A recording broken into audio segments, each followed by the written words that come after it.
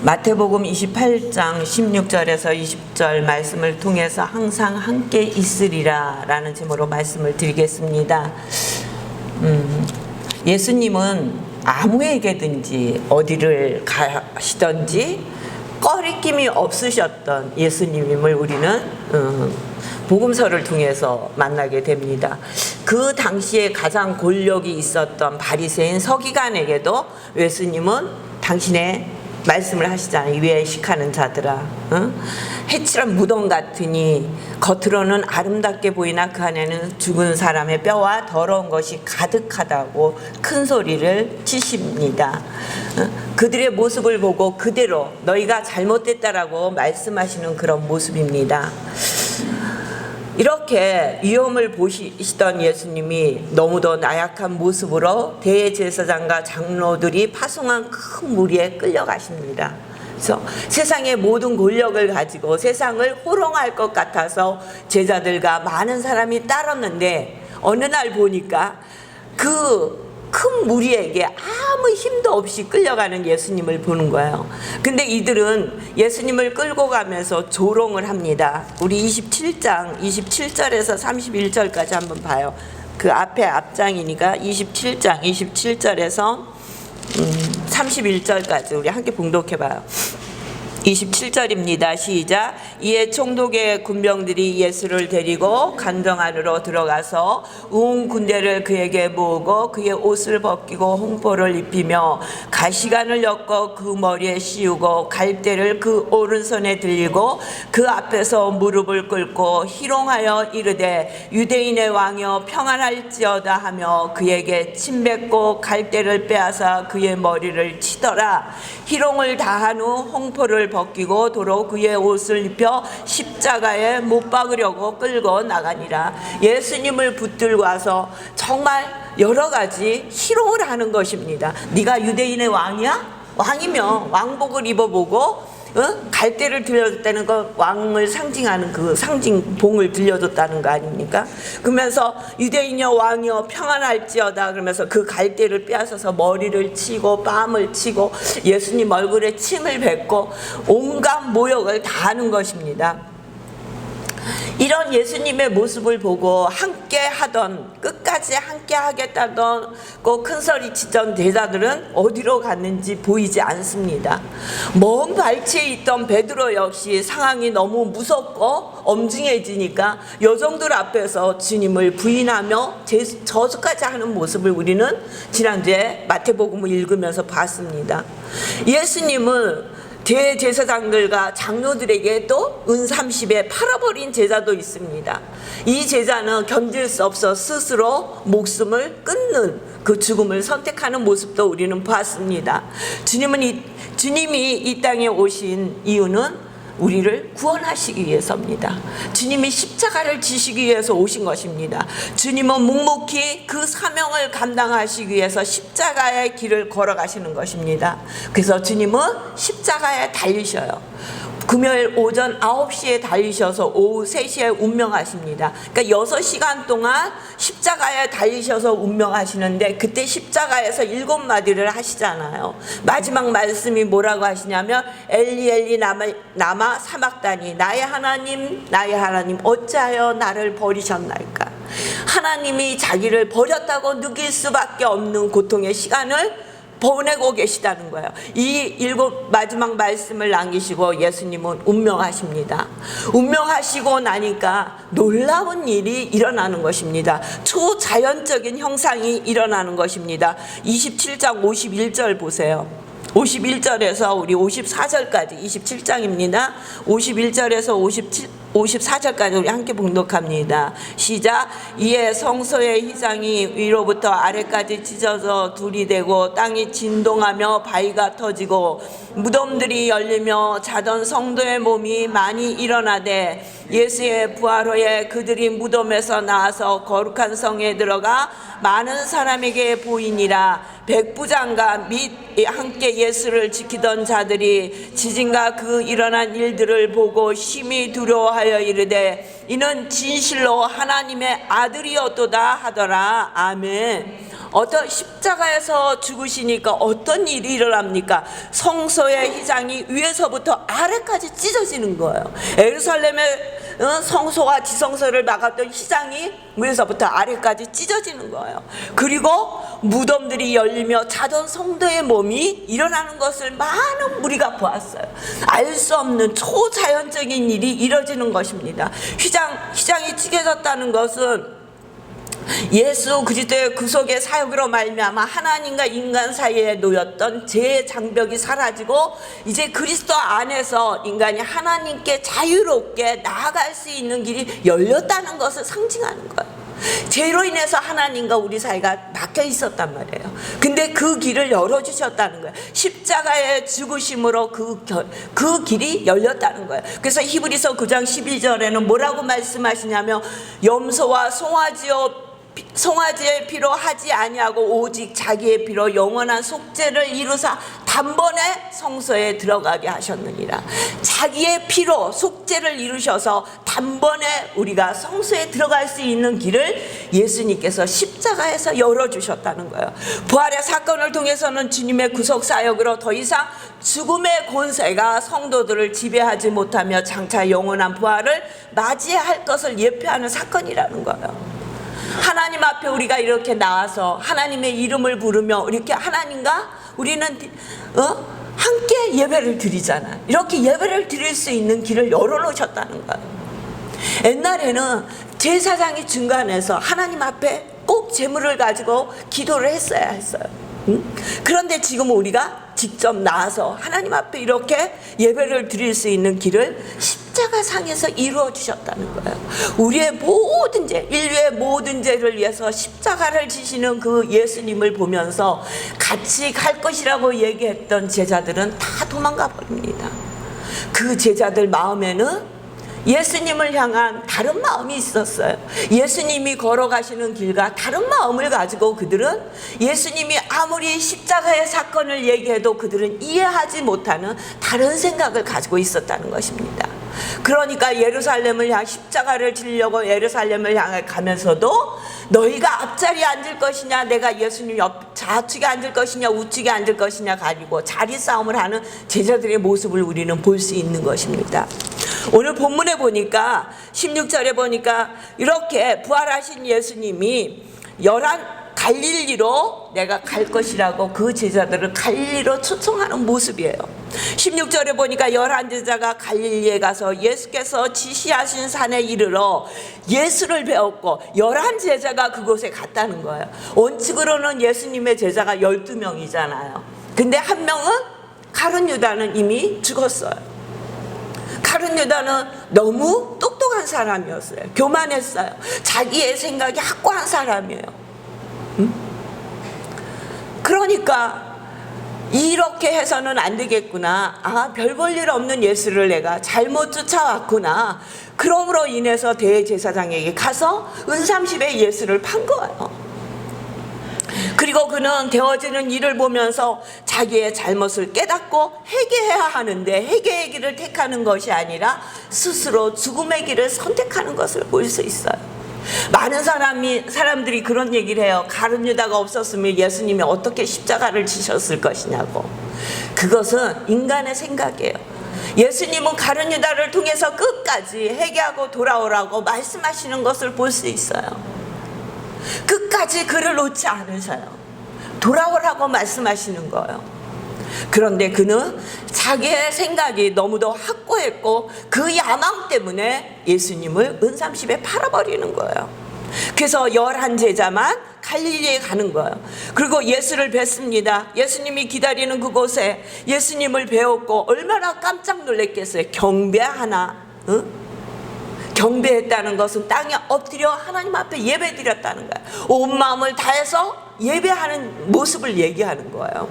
그런데 그렇게 예배하면서도 아직 의심하는 사람들이 있더라. 그 예수님을 보고 너무 깜짝 놀라서 나도 모르게 얼굴을 땅에 엎드리고 경배할 수밖에 없지만 그 마음속에 어떤 의심을 품었는지는 성경에 말씀하고 있지 않아요. 갖가지 많은 생각을 하는 제자들이 있었다는 거죠. 의심하는 자도 있었다는 거예요. 우리 역시 예수 그리스도를 만나서 구원을 얻었어요.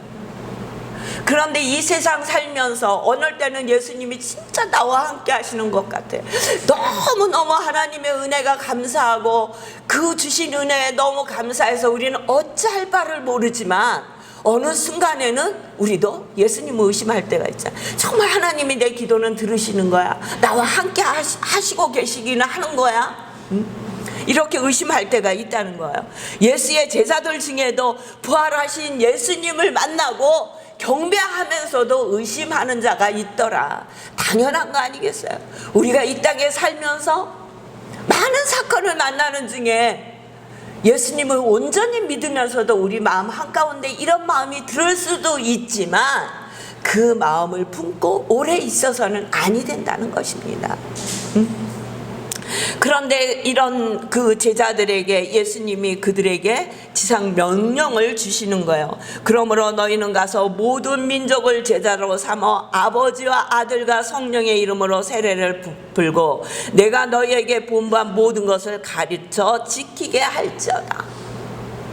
예수님을 경배한 제자들에게만 이 말씀을 주시는 것이 아니라 예수님을 의심하는 제자들에게도 같은 명령을 주시는 거예요.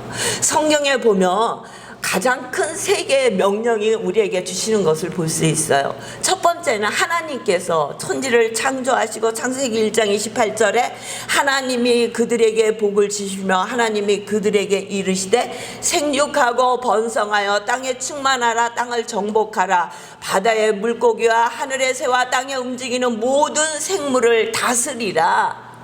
이 얘기는 지구를 지키라는 말씀이에요. 우리에게 명령하시잖아요. 첫 번째 명령을 하시는 거예요. 땅에 생육하고 번성하고 충만하라. 그리고 땅을 정복하고 바다의 물고기와 하늘의 새와 땅에 움직이는 모든 생물을 다스리라는 거예요. 근데 우리는 이 지구를 잘 지키지 못함으로 인해서 자연적인 재해를 많이 지금 당하고 있지 않습니까? 하나님은 우리에게 첫 번째 명령이 우리의 하나님께서 창조하신 지구를 잘 지키라고 말씀하셨어요. 두 번째는 새 계명을 너희에게 주노니 서로 사랑하라. 내가 너희를 사랑한 것 같이 너희도 서로 사랑하라. 기독교 정신이에요. 사랑하라는 거예요. 내가 너희를 사랑한 것 같이 너희도 서로 사랑하라는 거예요. 사랑이에요. 우리 기독교는 사랑입니다. 세 번째는 오늘 말씀하신 거예요. 너희는 가서 모든 민족을 제자로 삼아 아버지와 아들과 성령의 이름으로 세례를 베풀고 내가 너희에게 분부한 모든 것을 가르쳐 지키게 하라. 세례를 베풀고 가르치고 지키게 하라. 하나님의 말씀을 가르치고 그 말씀을 지키게 하라는 거예요. 먼저 하나님의 말씀을 선포하라는 거예요. 전도하라는 거예요. 그러니까 우리가 진정으로 구원을 얻어서 하나님의 은혜를 알고 그 은혜에 감사하면 우리 속에 있는 것이 나올 수밖에 없잖아요. 우리가 기쁘면 나도 모르는 사이에 우리의 얼굴에 웃음이 나타나잖아요. 내가 웃으려고 하지 않아도 내 얼굴에 웃음이 나타나는 거예요. 내 속에 기쁨이 가득 차 있기 때문이에요. 내 속에 슬프고 외롭고 고통스러우면 겉으로 안 그런 척해도 그 슬픔과 괴로움이 나의 모습 중에 나타난다는 거예요. 우리의 마음속에 하나님의 말씀이 가득 차 있다면 우리가 전도하지 말라고 해도 전도하게 돼 있다는 거예요. 그리고 우리에게 사명이 있는데 우리는 복음을 전하는 사명을 가지고 있다는 거예요. 나만 구원을 받아서 나만 하나님의 자녀가 돼서 기쁜 것이 아니라 아직도 하나님이 선택한 자들이 아직도 하나님 앞에 돌아오지 않은 많은 자들을 향해서 복음의 말씀을 증거해야 돼요. 예수는 그리스도시요 살아계신 하나님의 아들이라는 것을 증거하는 저와 여러분이 되어야 한다는 거예요. 그래서 우리가 선교도 하는 거예요. 가나에, 카메론에, 필리핀에, 인도에 선교하는 거예요. 어린 아이들을 가르치는 거예요. 학교를 통해서 가르치고 또 천막교회를 통해서 어린 생명들에게 먹여가며 가르치고 하나님의 말씀을 가르치는 거예요.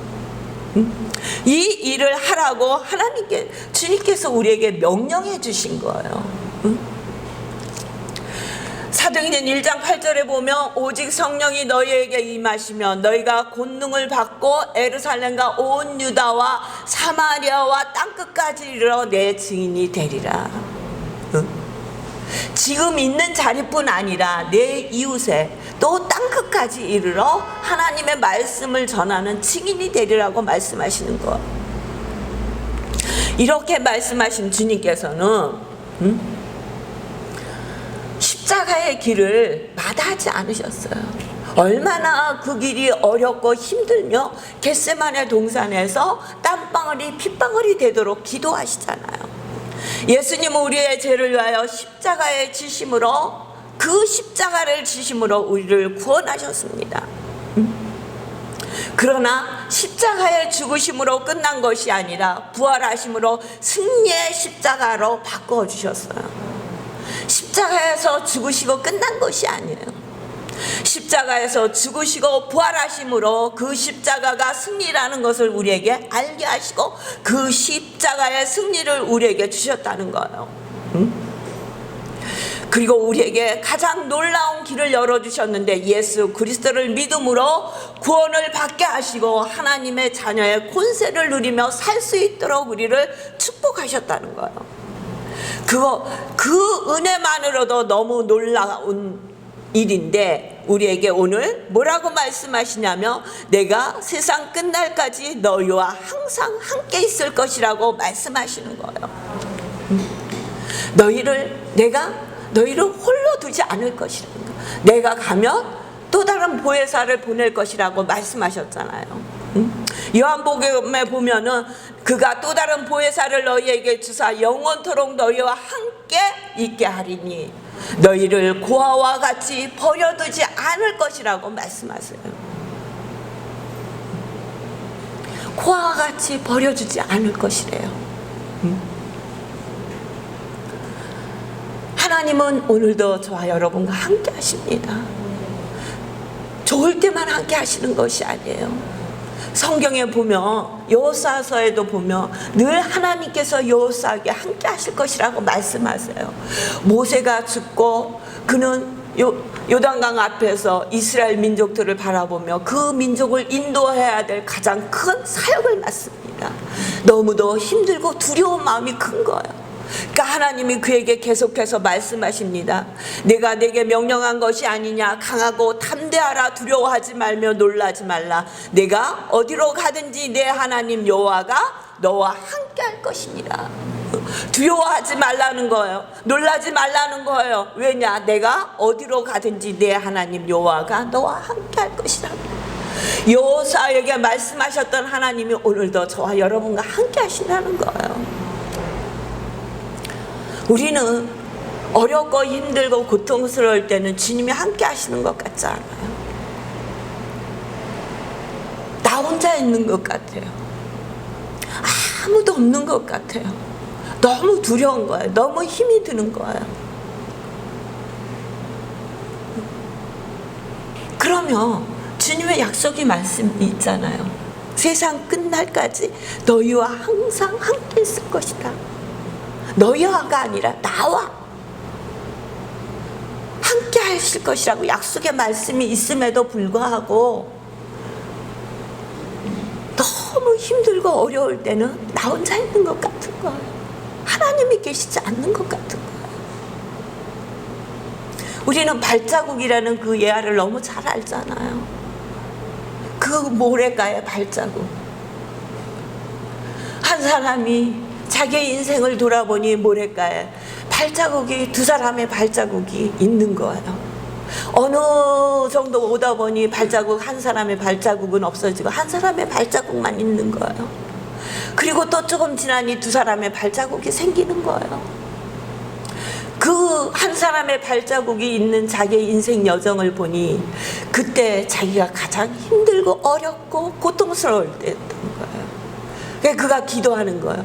하나님, 어쩌면 나와 세상 끝날까지 함께 하신다면서 이렇게 어렵고 힘들 때는 나 홀로 있게 하셨습니까? 어떻게 이렇게 하실 수가 있습니까? 그러니까 하나님께서, 주님께서 말씀하시더래요. 그럴 때 내가 너를 얻고 그 길을 걸었노라. 얻고 그 길을 걸었노라. 잊어버려요. 너무 어렵고 힘들면 하나님의 약속의 말씀을 잃어버려요. 안기신 것 같은 거예요. 세상의 모든 불안과 고통과 불평은 나 혼자 지고 있는 것 같은 거예요. 모든 불행이 나에게만 있는 것 같은 거예요. 나 혼자 그 짐을 짊어지고 있는 것 같은 거예요. 그러니까 하나님이 나를 얻고 계셔도 그 얻고 계신 주님을 느낄 수 없는 거예요. 분명히 주님은 성령을 보내주시고 보혜사 성령께서 너와 함께 하실 것이며 그와 같이 버려두지 아니할 것이라고 약속의 말씀을 주시고 그 성령이 오늘도 우리와 함께 하시는데, 이 자리에도 함께 하시는데 우리는 잊고 살고 있다는 거.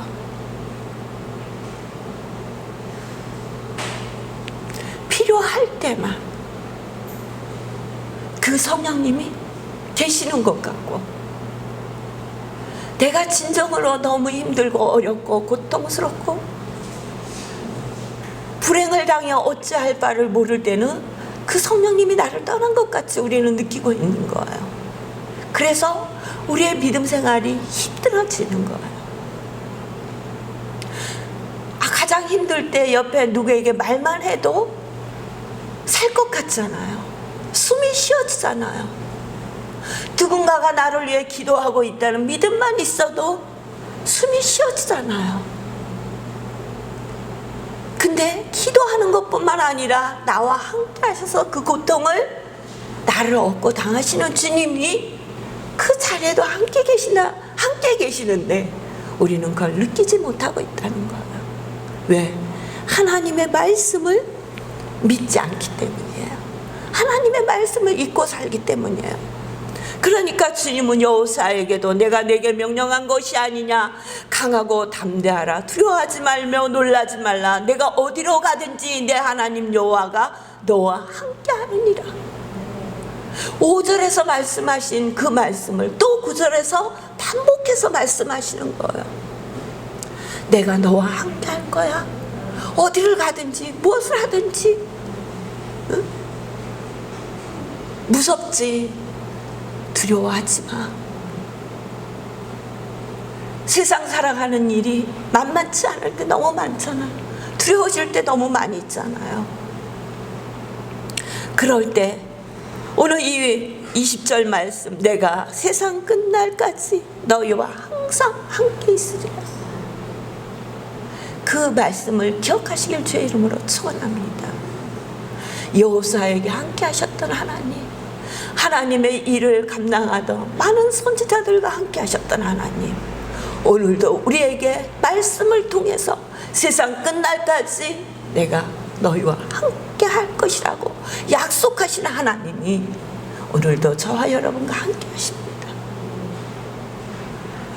힘들고 어려운 이 땅의 삶을 살아가는 동안 좋을 때에도 우리가 교만하지 않아 넘어지지 않는 일은 이것도 하나님이 함께 하심으로 나에게 주신 은혜라고 생각하며 우리가 좋은 일로 인해서 교만해서 넘어지지 않을 것이며, 어렵고 힘들 때도 우리가 낙심하지 않고 불행 속에 빠지지 않는 것은 그때에도 역시 하나님께서 저와 여러분과 함께 하시기 때문입니다.